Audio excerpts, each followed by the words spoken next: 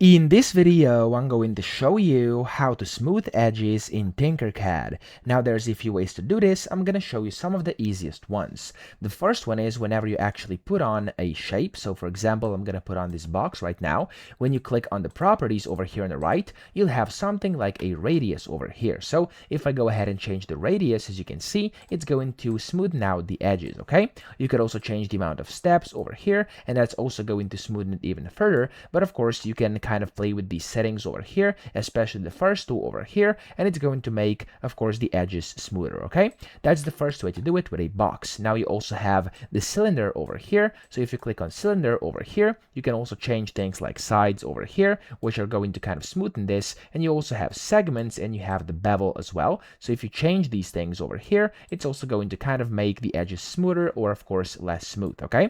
So that's how to do this with the most basic shapes over here. So we have the box and the cylinder. But of course, if you want to go more in depth and you want to achieve something which of course is not achievable with the properties over here, you can also do this using objects and overlapping. So let me show you what I mean. So for example, let's say you want like a very specific edge to be smooth, not all of them together. What you can do here is this. So I'm going to have a cube over here, or of course this box. So I'm going to just put over this one over here, the cylinder. So I'm going to put a cylinder on here, and I'm going to basically make it a bit smaller like this. There we go.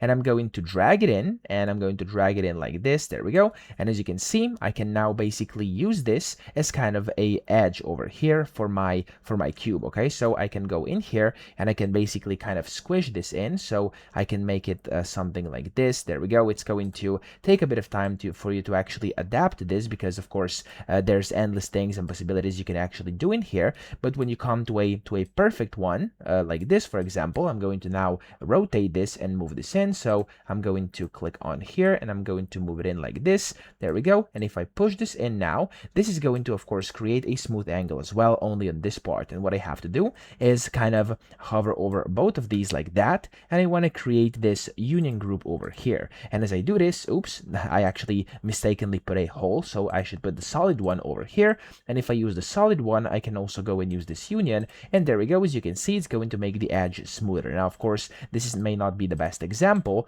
I may have to use a different one, or maybe like put it inwards a bit more, and then I'd be able to basically get that perfect look I want, okay? So those are kind of the ways to do this, the easiest ways to achieve this. And of course, you can mix different shapes and use the union groups to actually smoothen out the edges, okay? So I hope this video helped you out. If it did, please subscribe to the channel and help me out as well.